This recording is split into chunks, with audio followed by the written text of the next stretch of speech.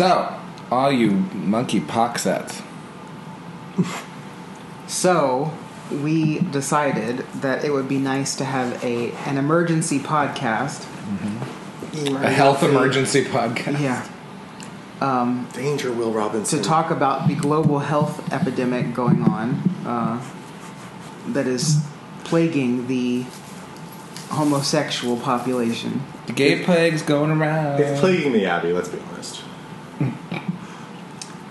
And we have, as you can hear, a special guest because it was especially important to have an actual couple together talking about how they feel, about this. And plus, we're all friends and we know the same people that we can talk shit about but not name them. Exactly. Yes. So anyway, his name is... No. I want to introduce with the fact that Mitch wrote an article for Outspoken. If you're hearing this, you should go read it. We were talking about it earlier this week, and it was out today. And it was a rare instance where this article actually took off more on Instagram than anywhere else. Yeah, Twitter was dead. Yeah, but on Instagram it kind of caught fire. So, what is the article title, and what is the... Why should people read it? So, the article headline is No Sympathy for Monkeypox. And yes, I came up with that headline to get people's attention. And it clearly worked. But some of the people who responded on Instagram clearly just read the headline and didn't read the rest of it. Basically. It does, from the sounds of it, and the replies I saw, not many people seem to have read it. No, exactly. And so my purpose in writing the thing was because I was kind of sick of people not calling out the elephant in the room. People not calling to task people's bad behaviors that lead to things like this, and not semi-shaming people for it. So, for example, the gentleman in the Guardian article that I referenced in my piece, if he had written that article and said something to the effect of, guys, I got this because, I made stupid decisions. It is really bad. It was very painful. Please don't make the same mistakes I did. I want to let you know. I would say I have a lot of respect for you for admitting you made a mistake, and I can have some sympathy because you were doing something that you normally would do in life, and whatever. You live your life how you want to, but you got to accept the repercussions that come with it.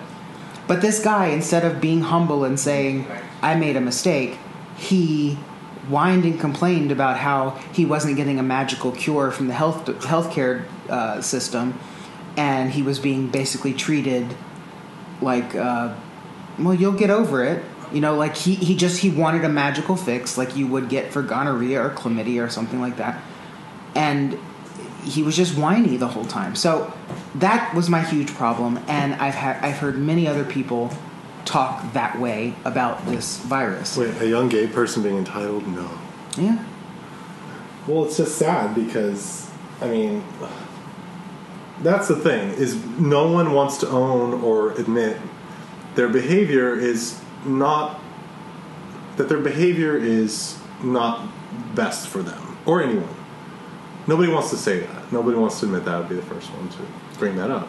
And it's sad, and especially in the gay community, because I mentioned in one of my little things I posted about it was I come from a Christian family, and it took a long time for my parents to be whatever level of accepting they are at right now, and I'm proud of them personally because I know how there's a long road, and it really infuriates me when it's like the main thing that they see the gay community as being is promiscuous and debaucherous and all this behavior and pride parades with thongs and stuff, and it's like I don't relate to any of that, and that's not what being a homosexual is. It's like the celebration should be about the rights, of course we have, but they folded it into this sex crazed event, and so that makes me upset because like I don't want my parents to be part of that. For one, I don't want them to see any of that, but that's what they kind of know it to be.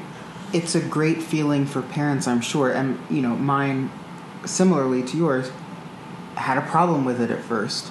They're clearly becoming more understanding because they realize that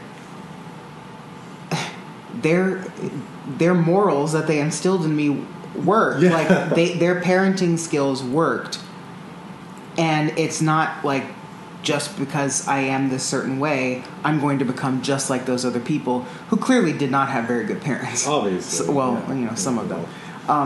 But I guess I just want to reiterate, for all the hatred that I was getting, for saying some of these things, is that I was pointing out that I have nothing to fear because I live my life a certain way, and a lot of the people that I know and associate with do. You can live your life however the hell you want. You can do all those horrible, debaucherous things if you want. It is a free country. It is your right to do that. But I'm not going to feel sorry for you, and I'm not going to not say, told you so, when you get some bullshit like this. What? Like, if you're bleeding out of your ass because you have anorectal lesions for getting, gangbanged in a hotel room, well, you reap what you sow. I think that's the thing that people, gay and straight and everything, are like, it's a little bit of like, wait a second. People are doing this? Like, that's been the sort of straight Wait, what? What do you mean that you went to a birthday orgy and slept with 15 people? Like, that is more than most Americans. That is more than I think most Americans sleep with in not just their youth, in a lifetime. Okay, so that's a starter thing. That's in one evening. Second of all, again, no one is saying, like, okay, go have your orgies and everything like this, like, go knock yourself out. But the problem is you're actually knocking yourself out. Like, these people are saying that, and the worst part, here's the part for me that was upsetting. In not a single of the BuzzFeed or this guy in The Guardian or anything like this op-eds where people are like, I had monkeypox, here's what you need to know, as they're talking through their lesion mouths. Not a single one did it say, you know what, I heard about this thing, I should have known better, you guys should probably stay safe and maybe hold off on some of the group stuff, every once in a while. No, everything was, I blame public health authorities for not warning us. I blame them for not having a vaccine fast enough. I blame everybody else except the person whose insides are like a container of blue cheese dressing at this point. Like, that's the problem here, is that it's the abdication of even the most basic responsibility. By the way, let's say there was no monkeypox. Let's say you're on prep out the wazoo, like your liver's failing because you're taking 10 preps a day. What about chlamydia? What about gonorrhea? What about syphilis? Right? What about all these other STDs that you can get? And like was said in Chadwick's piece earlier, like, there's going to be something that comes along, and that's something I've said too. There's going to be something that comes along that's going to be, unlike this, not something that you can visibly detect on people, and unlike this, something that can kill you. And there is no preparation in line for that. And you're going to have the same hysterics 10 times as much, because a few people are going to die, and it's going to be like, I didn't know, I just attended Fleet Week. Like, that's going to be apparently gonorrhea is already not responding to antibiotics. So gonorrhea is a thing that, like, apparently it's getting to the point where you can't get it out of your system. Antibiotics don't affect it. And so, like, that's worrisome. And the response that, like, saying, like, hey, maybe, like, a 15-person orgy isn't a bad idea. Like, it's something you should avoid. The fact saying, like, a 15-person orgy is something you should avoid is akin to being like, what are you, the Westboro Baptist Church now? I love that that's how far the response goes. And these are, by the way, some of the quote-unquote gay conservatives saying this are the same ones agreeing with personal responsibility in every other aspect of their lives. But when it comes to this, oh, no, all of a sudden they become the biggest libertarians in the world. They're like, no, you can't touch this, you can't touch this. I think that, honestly, a large portion of gay conservatives are just low-tax people. Well, I will play devil's advocate a little bit here with people who are responding heavily to like this. Their approach is, you can get this just from dancing next to someone or being in close contact with someone. I'm trying to, again, I'm someone who likes to give someone the benefit of the doubt and say that they're coming from a place, you just from touching someone in a club or at a dance floor or in a restaurant, you can get out. And I'm thinking to myself, okay, I don't touch that many people in a day. I don't touch anyone.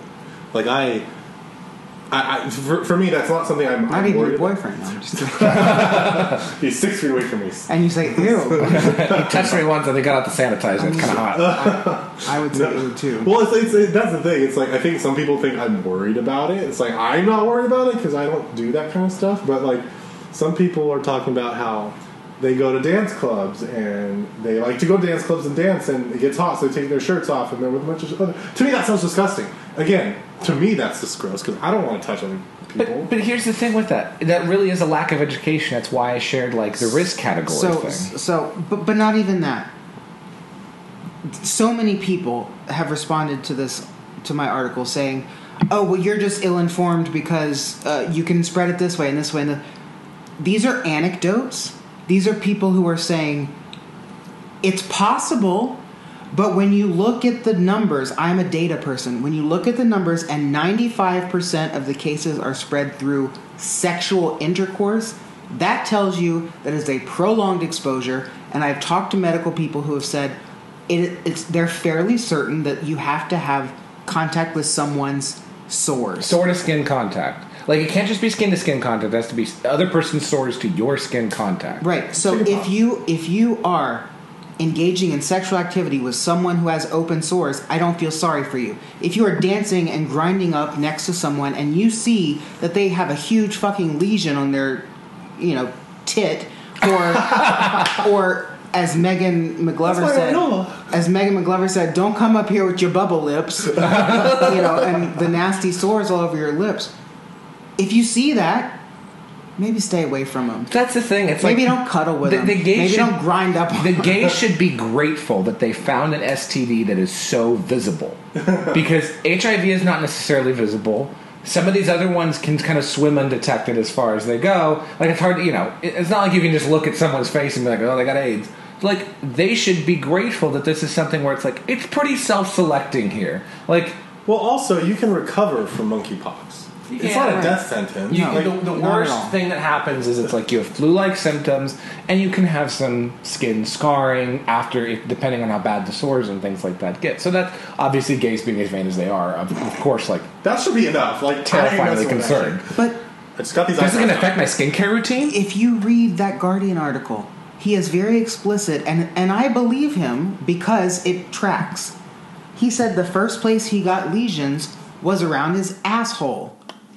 Clearly, he bottomed for some guy who had an open sore on his dick, and he caught it there, and that's where it spread from. That's not fair. You don't know this. He could have backed into somebody too. It could have been. It could have been anal to anal contact. He could have been fisting. He could have been fisting. Okay, no, that's not a sentence. That's not a sentence I thought I would say. By the way, like, that sounds like something from a Law and Order episode. Like, he could have been fisted while sitting around the floor. You're gonna have to put a viewer listener discretion advice. All of our episodes should have a listener discretion. But even more so. My point being, clearly the first place you get these lesions is the place of contact. It's the point of contact, yeah. So if you're getting them, in your no bits, you got it through sexual contact. Have you heard about the pink sauce? I want to add this to this because it's also an immediate... It's an immediate... When it comes to health education, it's another immediate issue. Do not go off the script. No. This is important. Trust me with this. Trust me with this. So there's this viral TikTok condiment. It's this young woman who's a chef, and she created a condiment called pink sauce. And it looks like... Someone called it today Pepto-Bismol Ranch. Ooh. Because it's that color pink, and it's a ranch mixed with food coloring and some spicy things and things like that, but it's a bright, hot, like Nicki Minaj pink. And so they show her eating it with chicken strips and fries and burgers and stuff like this. So now she bottled and sold it, but it's not a shelf-stable product. It's a mayonnaise. Oh. And there's eggs in it, and people are eating this pink sauce. They bought it for $20 a bottle. They're getting sick. And they're like, you just, and they're like, wait a second, this is a scam. And she's like, I don't know what you people are saying about FDA. I'm not selling a drug. Like, this is not a medication. This is a food. Like, there's no food in FDA because she thinks that F is for pharmaceuticals. What? I shit you not. No. Pharmaceuticals doesn't even start with I that. shit you not. That's what she said this week, the FDA. So, this is someone who, in the interest of public health, don't buy a $20 thing of sauce off TikTok, and then don't get upset when people say, Call hey, you maybe this is stupid. a dumb idea.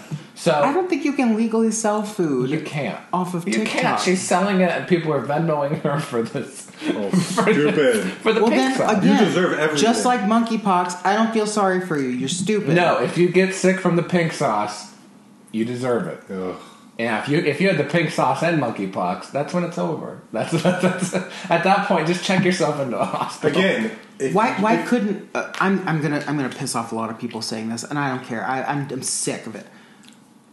Why couldn't monkeypox be deadly? Because then we would have Darwinism really taking root here. I think people would finally take it seriously because that's the problem.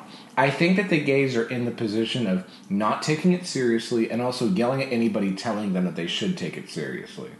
And until somebody actually does it. Now, a very immunocompromised person who comes down with these symptoms could theoretically die. It could happen. But the fact that children have it now, and that's questionable. Who gives lesion to children? I realize I am a psychopathic cunt. But at this point, I'm just so sick of hearing all of this, and I don't feel sorry for any of these people because they brought it on themselves. Well, and here's the thing. my friend from Albuquerque, I'll say it, who I won't say his name, but who messaged me and said, Want to give his address we too? got it through dancing with someone. Okay, well, then you're telling me that you were skin to skin contact with someone, and like here's the problem. I don't believe that in the same way I don't believe the people who said they got COVID from touching something. Remember the whole thing about COVID when It it was doesn't live on like we have to surfaces. disinfect countertops? Someone's like, I touched a bus seat or something and I got COVID. No, you did not. No, it doesn't. You spent prolonged time with somebody else who had it. Yes. It's the same thing. I don't think that people still understand after these past 2.5 years how a virus works. Like, it does not live long outside of the body. No. You can't get AIDS from sharing silverware with people, and you can't get monkeypox from a bus seat. and you can't get chlamydia from a toilet seat. I love that we're in a position now where we're coming off of a public health crisis. Ugh. And we're going to a new public health crisis. Just the fact From that crisis to crisis. the fact that The Rachel Levine story. I put an opinion out there, and people are calling me Rachel Levine. I'm sorry, Anita Bryant. You said Rachel Levine. People If people are calling you Rachel Levine, I feel really bad. yeah, That's so mean. I mean, With that lipstick? I know I'm not pretty, but I'm not that. No, they were calling me Anita Bryant and the Westboro Baptist Church. Like, Anita Bryant wasn't that bad. I don't know why people are so like, upset at her. what? So obviously they're Yeah. trying to make the You're a connection. homophobe. No, they're trying to make the connection of, all those people who shamed people for getting HIV and AIDS back in the 80s and 90s. I'm doing the same thing with monkeypox. Yeah, I kind of am, because we learned our lesson, or we should have. That's a good point. That's the thing, is like, and then I also like put out there is like, the gay community already has a bad reputation of not taking sexual health seriously, and it's cost a lot of lives. And I mean, here's the thing: this isn't that bad yet, and I hope it doesn't get bad. But still, it's like, what is it going to take to learn our lessons? Like, the best form of contraceptive, or the best form of best healthy sex that doesn't lead to disease, is monogamy. Like, No, you know what? You make a very good point. I would like to see the numbers, and I know it's probably not available. I would like to see the numbers of how many men who have contracted monkeypox are in their 50s, 60s, and 70s. oh, probably very. Because those are the people who remember Yes. the AIDS epidemic. Yeah. Right. Those are the people who were like, I'm gonna lay low for a minute. Right? I love that gay said that Starbucks. today. I love that gay Starbucks closes and monkeypox starts. That's not a coincidence. Oh God. That's not a gay Starbucks survived AIDS Actually, it wasn't there with AIDS, but it's fine. Half the people there are AIDS survivors or HIV positive, and just when they need it the most, they close for monkeypox. Well, we also, like, again, people who are the most, like, seem to be most upset by your article are gay, quote, conservatives, unquote. Right, because I literally verbatim called them out in the end, because I said, even you people who, you know, on your social media are all like, oh, praise Jesus, and I live a chaste, you know, life. You're screwing 3 people in the back corner, and we just like all the other. Who are they chasing? We are not. And here's the thing: we are not just like, this isn't conjecture here. Like, this is like, we've all experienced people in the gay conservative community who have done this, and we've seen it. Like, it's like, and while this is semi anecdotal, and I say semi because it's been a fucking pattern. I'm not talking like 2 to 3 people. I'm talking like 10, 15, 20 people. Right. You know, with the events that I've gone to and this shit that I've heard and seen, a lot of them are like that. They put on this facade of, oh yes, no, I'm all about, you know, personal responsibility and being conservative. Not after a few drinks, none of them are. But if I said what I knew about some of these events, I would never be allowed back, and nobody would talk to me anymore. Because it's all true. I've never been to one, and I don't want to go to one. No, because that's the thing. It's like, at a certain point, here's the bit, and this hits at a deeper point. How many people do we know who are gay conservatives who are scared to come out as these are our beliefs, and they want to make friends and get to meet people who know, who think maybe like them. Maybe it's like, maybe I'm not alone. Maybe I'm not alone in what I think. Maybe, you know, the gay community's obviously pushed me out, and I want to meet other people. And then they just get hit with a barrage of like, come to a pool party. Some old man's going to watch you get here into your fucking thong and everything like that. Like, that's sick. That's sick. Well, that's in our experience as a couple, like, it really kind of hurts when it's like, I want to be friends with other gay men because we have. Well, I always set the kitchen timer until they want the 2 of us to throw them against the wall. Exactly, and so it's like, I want to be friends with other gay men, conservative men, because we have similar beliefs, we have similar interests, and we kind of like have a similar experience in life. And it's like, it's not, my approach to it isn't like, I don't want anyone to join our relationship, but we've been propositioned a couple times, and it's frustrating because it's like, I just want to be friends. Like, what happened to being friends? And by the way, it hurts. It's like it's a disappointment and kind of a personal, or you're like, oh, I should have sussed this out of this person ahead of time. And you're like, well, what do I do? Am I more closed off to people in the future? I would have, and I did. So I just want to put that out there. You would have what? I would have, and I did suss that out of a certain person. You did. And that's something that's, you know, but it is a little bit, it does bum you out and jade you after a while. So, by the way, when you go to an event and, you know, something, so I went to an event, something irritated me, pissed me off, made me upset, and the person who was trying to be nice to me and ask, you know, what's going on, who is your dear friend? Mine. I don't have any friends. I have no friends anymore. My only friends, by the way, my only friends at this point are straight men. The only people I don't have to worry about are straight men. Your dear friend at this event who was trying to, you know, I will give him credit, you know, try to be nice to me and try to figure out what's going on. In the middle of, you know, whispering and talking to me, would turn and think I didn't hear him and say, you know, are you a top or a bottom? Like, to this guy he doesn't know. And it's just like, what is going on here? Like, I don't know how to process this. And to steal a line from Bethany Frankel, I wanted to say, I don't like you, I don't trust you, I think you're a snake. Yeah. I mean, it's funny because it's like, we've all been single, we've all enjoyed being single, we've all, you know, been single. But, I've been single for far too long. But I've been responsible. Isn't that why you wrote this? It's because you're single and you're just bitter and angry and you're not in a relationship and you just want to... That was another genre of comments that you got that was like the most basic stupidity. Yeah. Was like, is it because it's you must hate sex and things like... It's like, no, these are just coming from an... Here's the thing. Before monkeypox, my answer still would have been the same. No, we're not going to a 15-person piss orgy. After monkeypox, the answer's still the same. No, not going to a 15-person piss orgy. On this recording, I will be completely honest, and most people who probably are listening to this already know this. My slut phase was in high school. You know, like, that was when I got all that out of my system. Then realized... Was that in the antebellum period? Then realized... You know what? This is not...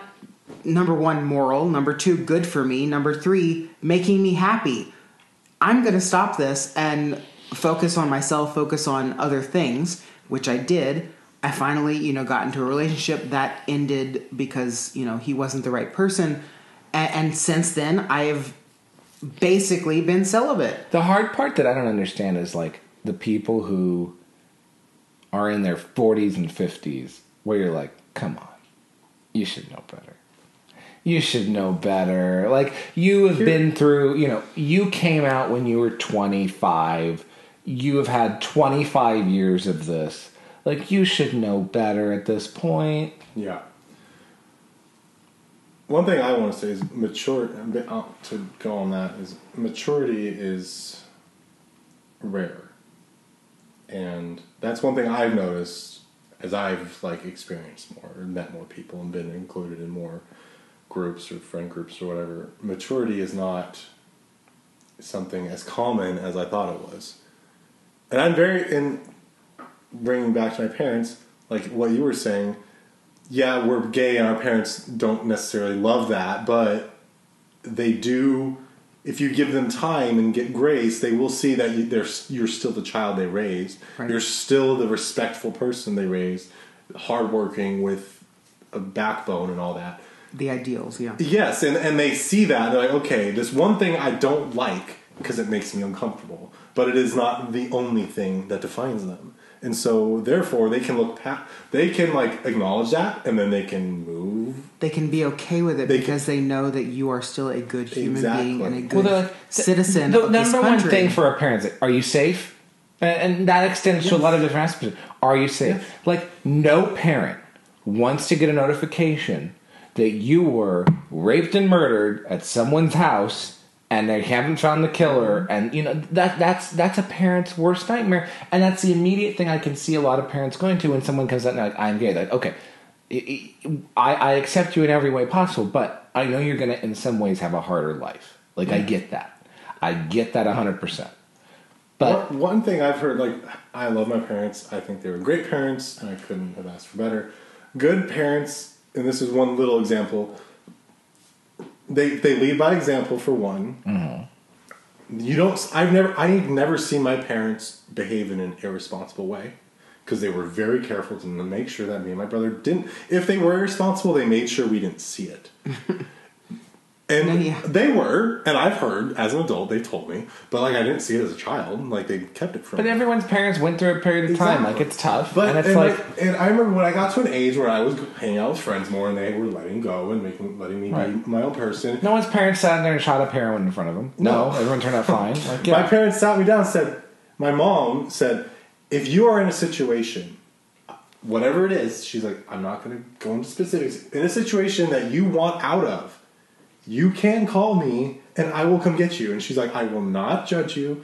You will not get a lecture from me. I'm not going to yell at you. I'm not going to yell at you. Just tell me where you are. I will come get you and bring you home. And that's that. She's like, and that's a parent's like, I want you safe. And if you are scared, I am there. Right. And so, and I have, you said that before too then. And I know they meant it in real I used it. I called my dad from jail once. I was scared. I didn't know what the fuck to do. Who the hell else was I going to call? Of course. And your dad knew that. And he knew that. He didn't yell at me. Yeah, exactly. I won't say what my mother told me, but anyway, a final thought. She said, let's sew up your pussy. Because that's what your mom sounds like. No. Final thoughts, because we need to wrap right before we get to final thoughts, really quick. Jesus. There's one more person I have to call out, and that is your dear friend, Brad Palumbo, best friend, Oh. dear friend, who used to be the libertarian conservative. Now he does a podcast called Base Politics. I don't think he knows what that means. And when he's not spending time in high school parking lots looking at the kids doing football practice, he is putting out things. For those who do not know, I, number one, have never met Brad Palumbo. Number two, loathe him Dear friend. to a degree. Dear. And number three, have eviscerated him many times on Twitter. Okay. You can probably go find the evidence. So Brad, take what this motherfucker says with a grain of salt. Exactly. So, Mr. Megan's Law put a thing on Fox. He was on Fox, Yes. and he was talking with another panelist there. I think it was Two Ned other Price, panelists. Ned Price, Kennedy, and then some other person. And Ned Price look, this is happening because of gay orgies, and 95% of these cases have happened because of this.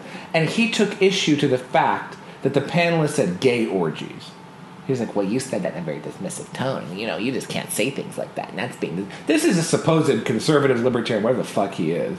And once again, these narcissistic gays have to make it about them, even though, first of all, if he was in an orgy, they would leave him at the door. Like, nobody would let him in.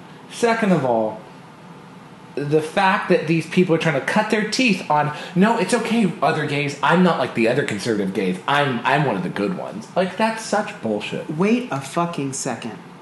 Brad Palumbo is in a long-term, serious, apparently monogamous relationship. With a body pillow. What the fuck does he have to worry about monkeypox, and why is he taking up this cause? The hell if I know. He should be on our side.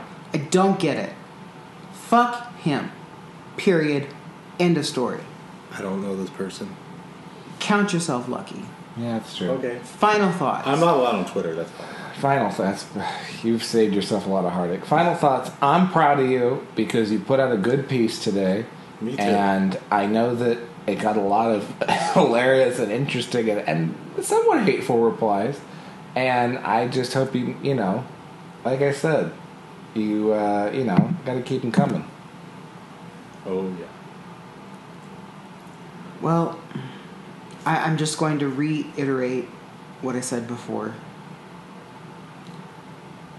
You are free in this country to do whatever the hell you want to do. You can have all the sex you want. You can have all the orgies and gangbangs you want. But if you contract some virus, disease, or what have you, do not come crying to me because I will not feel sorry for you.